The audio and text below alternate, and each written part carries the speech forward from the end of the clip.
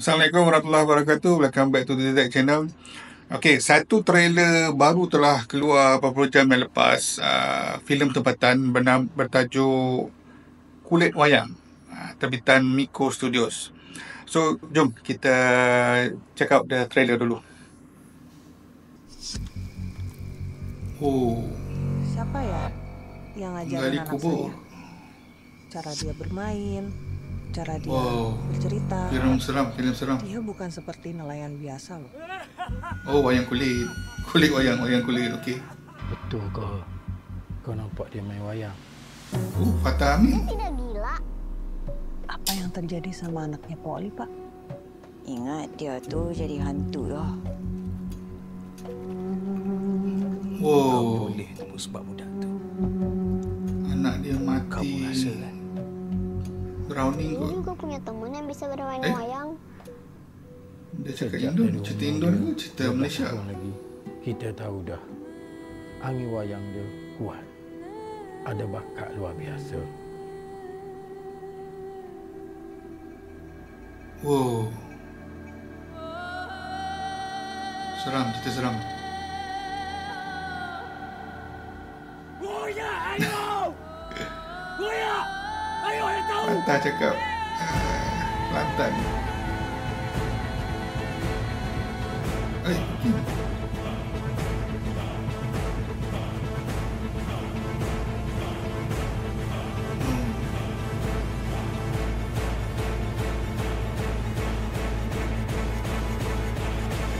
Oh, tu dia.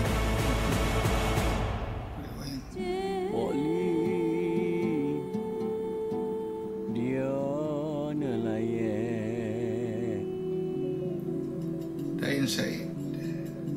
Oh, satu ni. First thought aku pasal trailer ni, aku tak faham trailer ni pasal apa. So, aku bacalah dia punya sinopsis.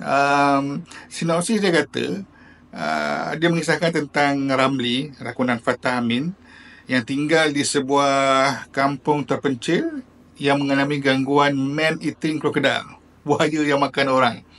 Yang peliknya dalam trailer ni tak ada pun tunjuk bayang ataupun figura buaya tersebut, kan? Mungkin juga dia adalah satu metafora atau philosophical punya buaya.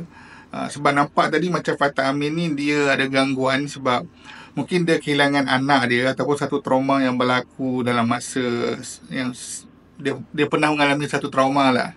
So, then tiba-tiba muncul seorang kanak-kanak, even the synopsis pun ada tulis, seorang kanak-kanak perempuan bernama Dewi, kanak-kanak Indonesia. So, tadi memang ada orang cakap Indonesia tadi. So, dia bila kanak-kanak ni muncul,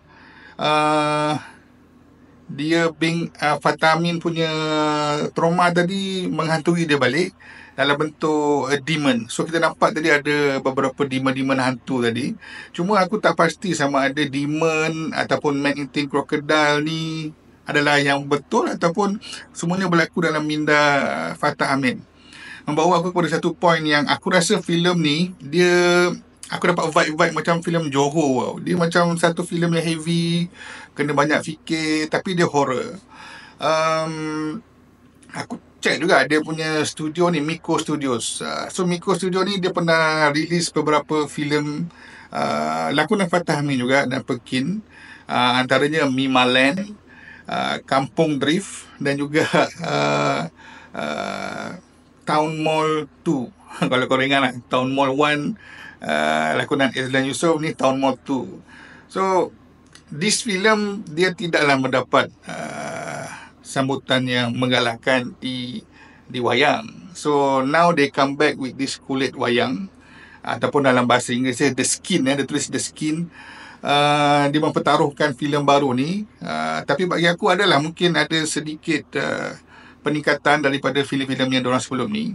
So hopefully this movie boleh make it boleh meletup lah di wayang, hopefully.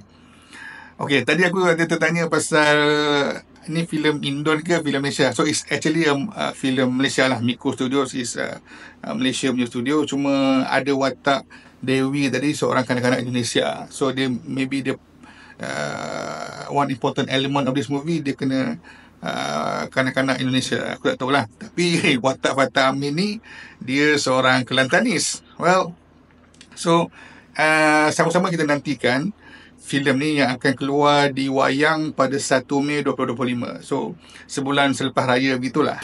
Okay guys, itu tadi aku punya trailer reaction untuk filem Kulit Wayang. Sehingga kita berjumpa lagi di video seterusnya. Assalamualaikum dan selamat berpuasa.